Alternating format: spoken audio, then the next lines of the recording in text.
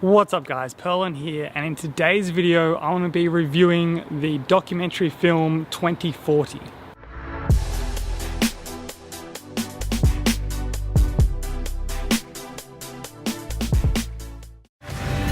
I think there's room for a different story, a story that focuses on the solutions to some of these problems. So in 2040, what will the world look like for our daughter if we just embrace the best that already exists? Instead of having governments that are reacting to disaster, we need governments and businesses that actually take us off in a different direction. Maybe it's farming, or it can be energy, it can be housing, or empowering girls. I'd like to see deforestation being stopped. Oh, that would be so cool. That'd be awesome. Just be respectful to Earth. Imagine velvet. We adopted regenerative practices like phrases, pulling the carbon into the soil and making it healthier. That's right, yeah. And we embrace efficient local energy. Bangladesh has 5 million solar home systems. They have that power in their own hands. This is bringing people together. But here I am sitting on an aeroplane that is spewing out carbon. You can't help but be a hypocrite because our entire system is built on fossil fuels. What were you guys thinking? Well, sometimes we weren't.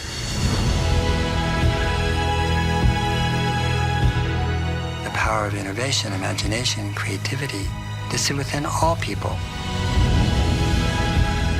People want to be working on something that they can see is actually helping to regenerate the world. Everywhere you look, you will see incredible reasons for hope. You could feed 10 billion people with the protein from marine permaculture alone. Wow. Not only are there so many people who want to take part in telling a new story, we have everything we need right now to make it happen. What's your 2040? So I love this film for a bunch of reasons. First off, it's Australian, which is great to see more Australian films get out there. And it's all about sustainability, which is what this channel is about.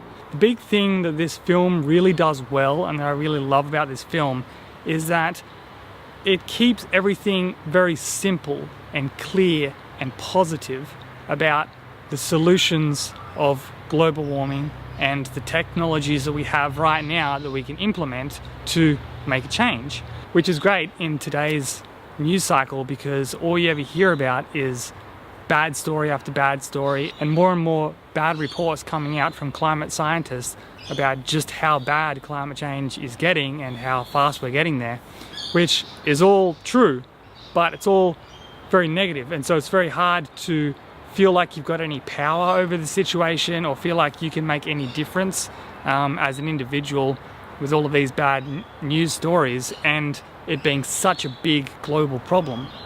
So that's what makes this film so great, is because it's very positive, it doesn't get super political, it doesn't get super technical, it keeps it basic, which means that it is accessible to a wider range of people, which is great. The film uses a lot of computer-generated scenery and images to show you what effect the different technologies will have in the future, so you can see it visually, what it will look like. It also runs through every different section that people are working on with really great solutions to tackle climate change. So there's electric cars, there's getting carbon back into the soil, there's drawing carbon into like seaweed and big seaweed plants out in the ocean, and microgrids and lots of different factors that are all helping to reach a sustainable future. So it gives you a nice breadth of knowledge of everything that's happening right now. One big thing that I learned in this film is that we need to be focusing a lot on drawing CO2 out of the atmosphere as well as cutting it from going into the atmosphere. Because even if all of our CO2 goes to zero right now, we're past that tipping point, so we'll still be pretty worse off. So we really need to draw CO2 out of the atmosphere as well as cutting it dramatically. And there's all of these really cool methods to do that. One of the ones which was brand new to me, which I was very excited about, was these big seaweed farms, and they've got this special seaweed which they put on these, grids in the ocean, and it grows like faster than any tree, and it's more efficient at drawing CO2 out of the atmosphere than any tree, which is outstanding. So that's just like another whole world that we can, you know, plant out and grow, and then we can use that seaweed for, you know, food and medicine and food for livestock and, you know, a bunch of stuff. Seaweed is very, very valuable. So that was one really great tip for me that I learned. And in the cinema that I went to, there was a wide range of people there watching it, from kids to parents to grandparents. And they all seemed to be, you know, loving the film and enjoying it. It's a very funny film, there's lots of jokes in it, so people were laughing all through the film, and like at the end of the film, there was a round of applause. So that's just a great sign that it's really getting across to a lot of people and it's well received, which is exactly what we need at the moment. And the film also has a website, which is whatsyour2040.com, and I'll link that down below. And that's just a website where you answer a bunch of questions related to your demographics and resources, things like that.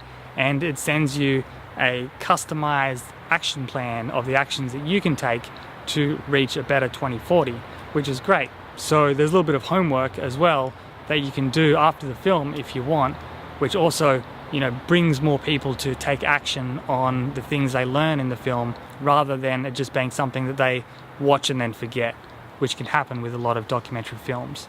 So there you go, that's my review of the 2040 film. As you can see, I'm a big fan. Highly recommend you go and watch it. It's in cinemas now throughout Australia.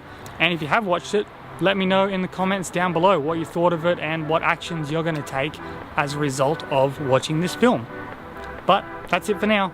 Till next time.